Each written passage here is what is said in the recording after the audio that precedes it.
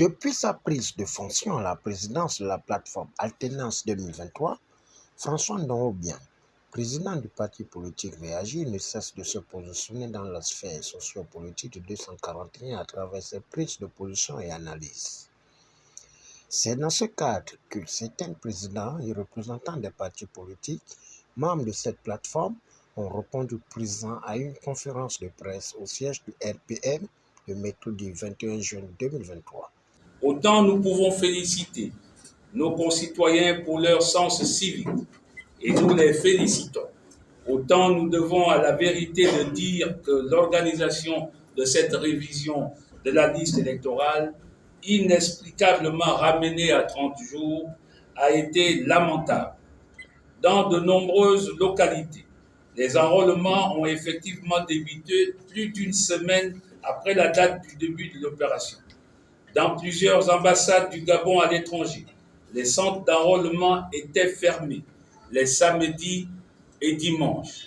Ainsi, tous les Gabonais n'ont pas disposé des 30 jours légaux pour s'inscrire sur la liste électorale.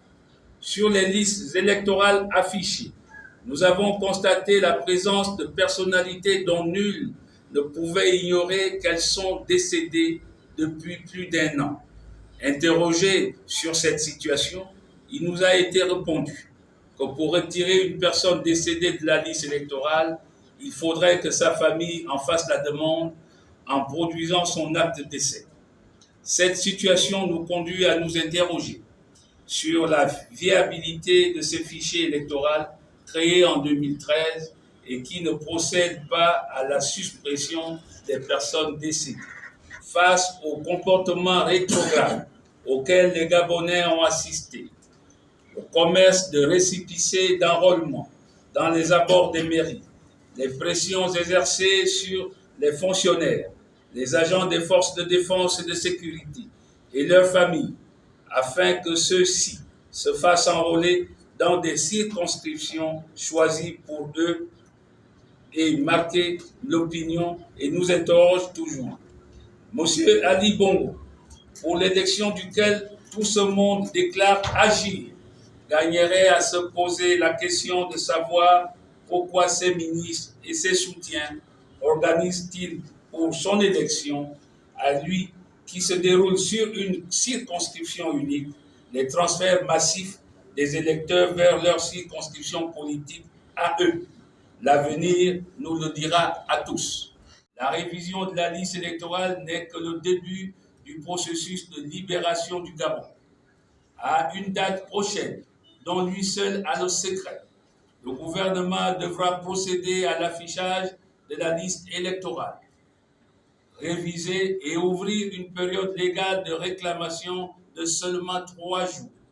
Nous invitons nos compatriotes à se rendre immédiatement dans les centres d'enrôlement pour s'assurer que leur nom y figure effectivement sur la liste électorale et dans le centre de vote de leur choix. Avec force, les accusations du pouvoir en place et du gouvernement qui qualifient les Gabonais de xénophobes, il est plutôt ici opportun de rejeter cette sorte de gabonophobie de celles et ceux qui portent les œillères pour ne point voir la mobilisation et l'exigence des patriotes gabonais désireux de se réapproprier notre Gabon.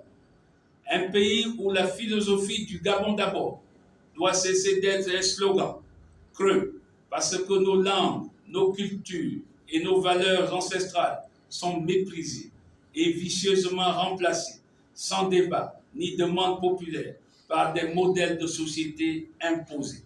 Face à l'actualité politique, certains présidents n'ont pas hésité de faire le décryptage et analyse afin d'éclairer l'opinion nationale et internationale sur la situation du Gabon avant le coup d'envoi des élections plurielles qui se pointent à l'horizon à travers la formation du puzzle.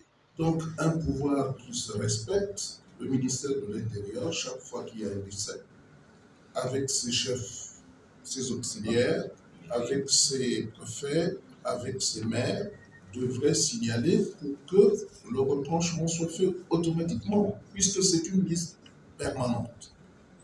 Et il ne s'agit pas de la liste qui va être affichée. Il s'agit de la liste qui a été affichée à partir de laquelle il y a eu réinscription pour les primo-votants, pour ceux qui voulaient, bien sûr, changer de lieu de vote. Nous, à Alternance 2023, nous avons lancé une campagne de sensibilisation pour montrer aux Gabonais l'importance de leur vote et de la nécessité de s'inscrire sur les listes électorales. Cette campagne a été réussie. Et d'ailleurs, on a vu comment le pouvoir a voulu l'éteindre en récupérant nos slogans. Et nous avons fait cette déclaration également pour faire observer que c'était visible devant tous les centres d'inscription. Et il y a eu même des incidents dans certains centres comme le 5e, où effectivement on voyait s'agglutiner des jeunes autour de véhicules, de personnalités qui venaient là, d'abord au départ avec des listes. Et les agents enrôleurs leur répondaient qu'on ne s'inscrit pas sur la base de listes, mais individuellement. Et que lorsque ces jeunes s'inscrivaient ou ces personnes, ces messieurs et dames récupéraient leur récépissé moyennant de l'argent. Nous l'avons dénoncé.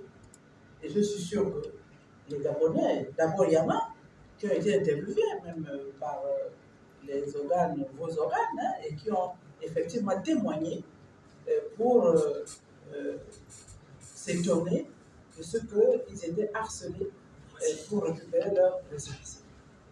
Quant à la transition,